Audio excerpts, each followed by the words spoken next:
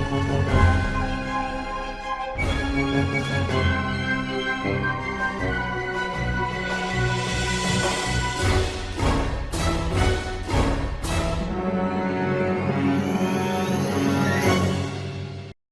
الله الرحمن الرحيم. حي على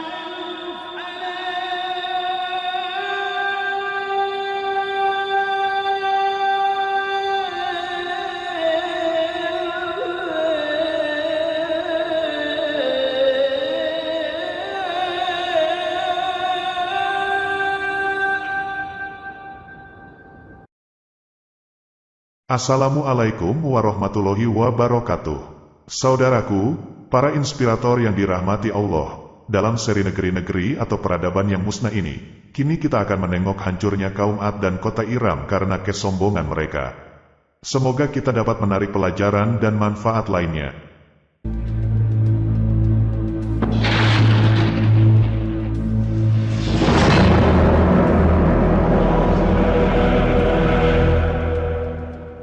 Kita mulai dengan Adapun kaum Ad, maka mereka telah dibinasakan dengan angin, yang sangat dingin, lagi amat kencang, yang Allah menimpakan angin itu kepada mereka, selama 7 malam dan 8 hari terus-menerus. Maka kamu lihat kaum Ad pada waktu itu mati bergelimpangan, seakan-akan mereka tunggul pohon kurma yang telah kosong atau lapuk. Maka kamu tidak melihat seorang pun, yang tinggal di antara mereka. Al-Quran, Surah Al-Haqqah ayat 6-8. Sejarah Jazirah Arab sudah sangat panjang. Legenda yang tak terhitung jumlahnya, tentang suku Baduy penghuni gurun, telah diturunkan dari masa lalu hingga saat ini.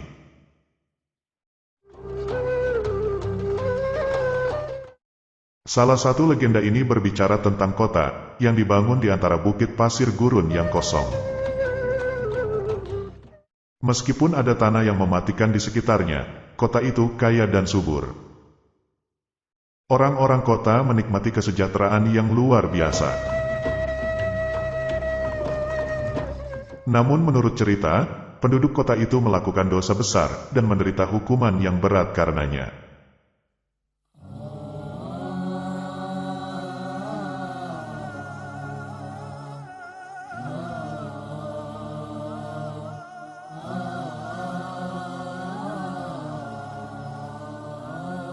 Badai pasir yang mengerikan memusnahkan mereka, seolah-olah mereka tidak pernah ada.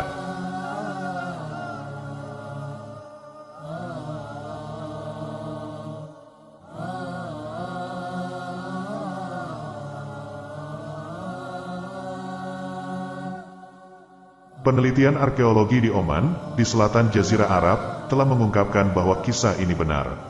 Bukan mitos sama sekali. Dan bahwa orang-orang yang disebutkan dalam sumber-sumber awal adalah kaum Ad yang disebutkan dalam Al-Quran.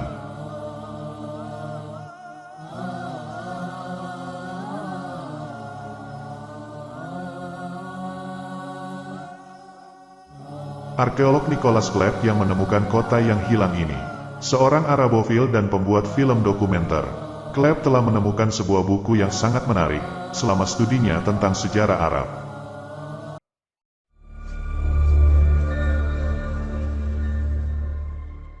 Buku ini berjudul Arabia Felix, yang ditulis oleh peneliti Inggris, Bertram Thomas pada tahun 1932.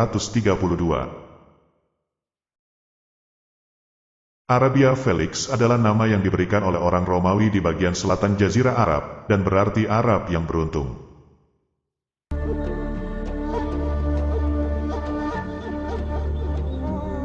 Alasannya adalah karena penduduk daerah itu pada zaman kuno dulu dikenal sebagai orang yang paling beruntung pada zaman itu. Kenapa bisa begitu?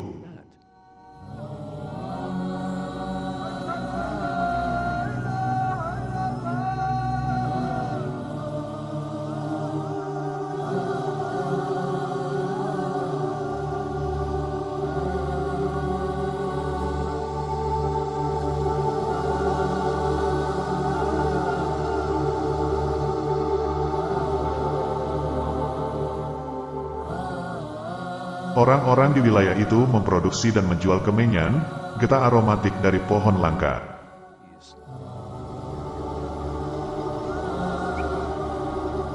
Kemenyan sangat berharga dalam masyarakat kuno, dan digunakan sebagai wewangian dalam berbagai upacara keagamaan.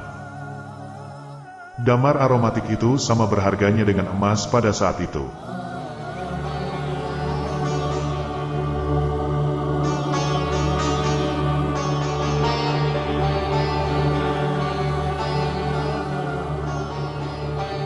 Dalam bukunya, peneliti Inggris Thomas mengklaim bahwa dia telah menemukan jejak salah satu kaum beruntung yang dimaksud.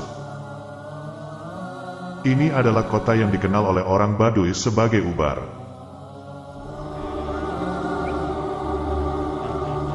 Dalam salah satu perjalanannya ke wilayah itu, orang-orang Baduy telah menunjukkan kepadanya sebuah jejak kuno. Ada yang mengatakan bahwa jalur itu menuju ke kota yang sangat kuno, yang dikenal sebagai Ubar. Thomas sangat tertarik dengan masalah ini, tetapi ia meninggal sebelum dia dapat menyelesaikan penelitiannya.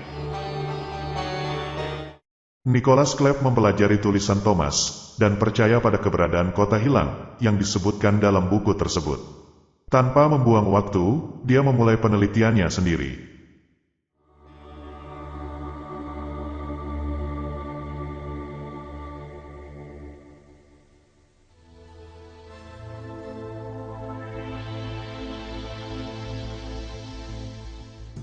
Cleve meminta NASA untuk memindai wilayah itu dengan satelit.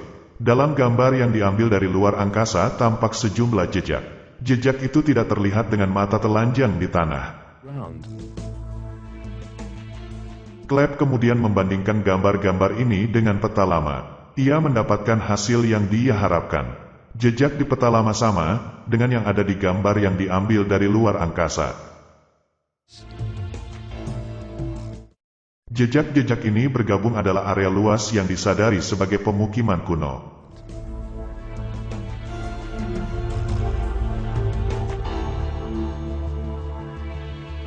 Waktunya telah tiba bagi Nicholas Cleve untuk memulai perjalanannya.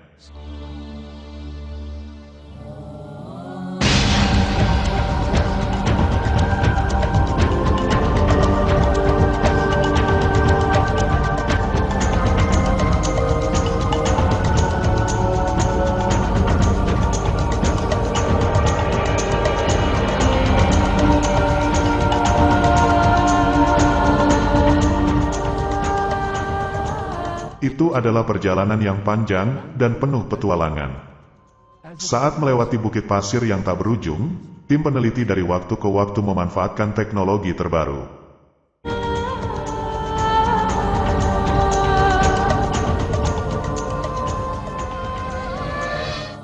Namun ada juga saat-saat di tempat liar itu di mana teknologi tidak berguna. Akhirnya, Cleve dan timnya tiba di peninggalan bersejarah yang mereka duga adalah milik kota Ubar.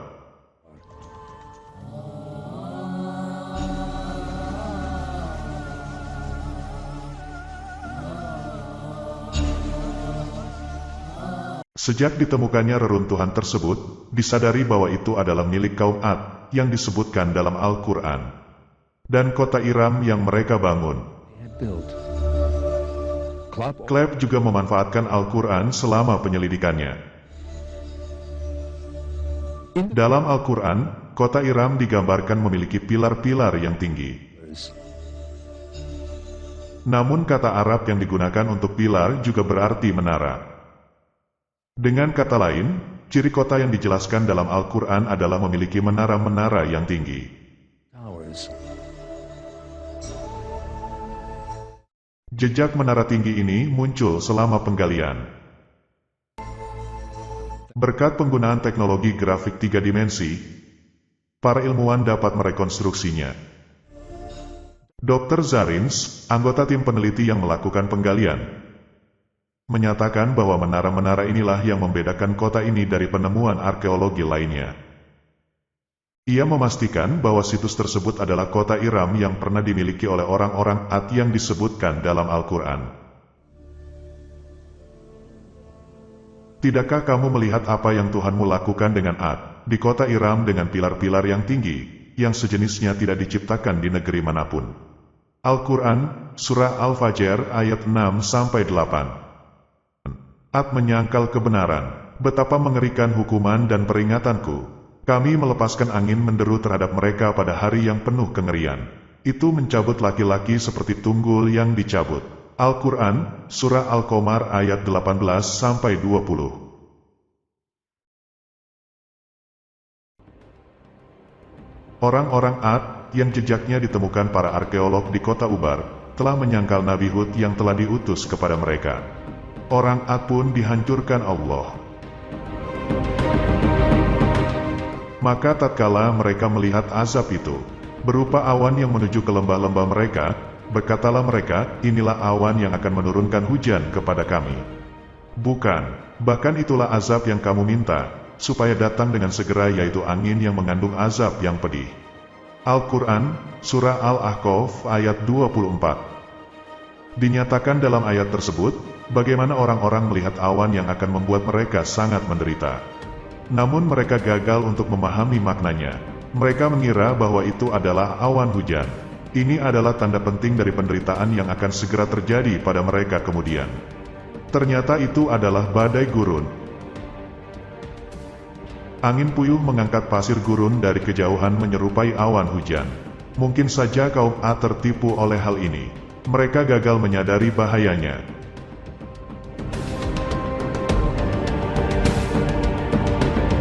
Faktanya, Ubar, The Atlantis of the Sands, atau Atlantisnya padang pasir, digali dari bawah lapisan pasir setebal beberapa meter. Seperti yang diungkapkan dalam Al-Quran, badai berlangsung selama 7 malam 8 hari. Badai pasir menyebabkan berton pasir di kota dan mengubur penduduknya hidup-hidup.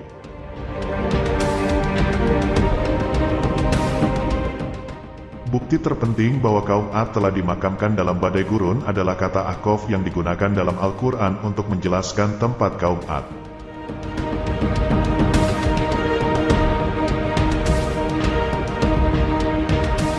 Dan ingatlah, Hud, saudara kaum Ad, yaitu ketika dia memberi peringatan kepada kaumnya di Al-Ahqaf. Dan sesungguhnya telah terdahulu beberapa orang pemberi peringatan sebelumnya dan sesudahnya, dengan mengatakan, janganlah kamu menyembah selain Allah, sesungguhnya aku khawatir kamu akan ditimpa azab yang besar. Al-Quran, Surah Al-Ahqaf ayat 21. Ahqaf dalam bahasa Arab berarti bukit pasir. Hal ini menunjukkan bahwa masyarakat Ad tinggal di wilayah yang penuh dengan bukit pasir. Sehingga wajar jika kota tersebut terkubur dalam badai pasir. Bencana yang melanda masyarakat Ad berupa badai yang meratakan orang seperti tunggul kosong pohon palem yang tumbang, pasti telah menghancurkan seluruh penduduk dalam waktu yang sangat singkat. Seluruh kota dan segala isinya terkubur hidup-hidup di bawah pasir. Padang pasir perlahan menyebar setelah penghancuran kaum Ad, tidak meninggalkan jejak mereka saat mengubur mereka.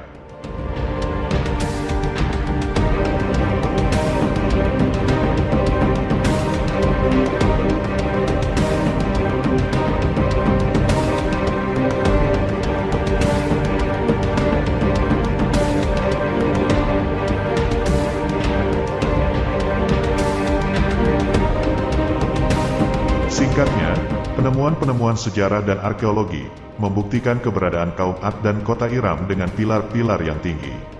Seperti yang disebutkan dalam Al-Quran, dan bahwa mereka dihancurkan sama seperti yang ditunjukkan Al-Quran. Penelitian telah menemukan jejak orang-orang itu dari bawah pasir gurun.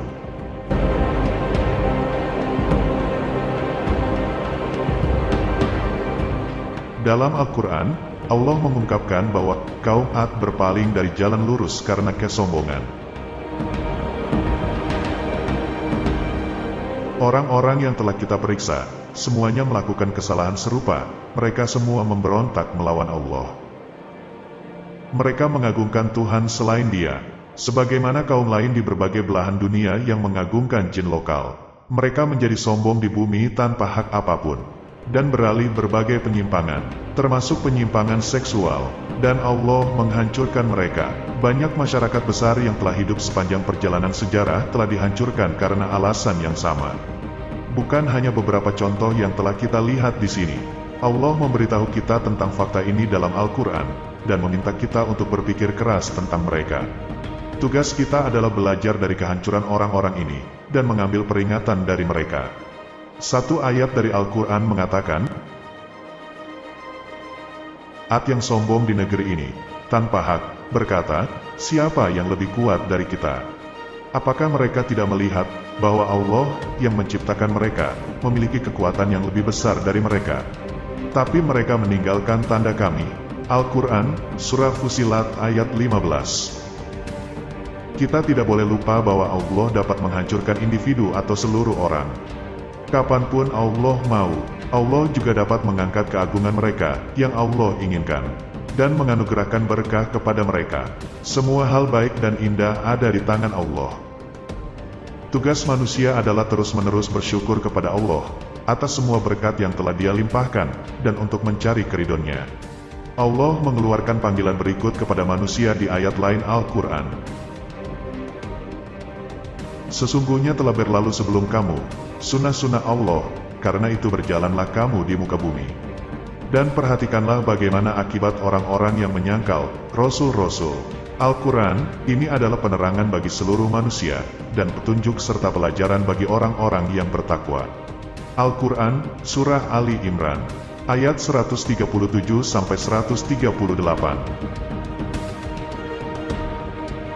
Maha benar Allah dengan segala firman-Nya. Wassalamualaikum warahmatullahi wabarakatuh.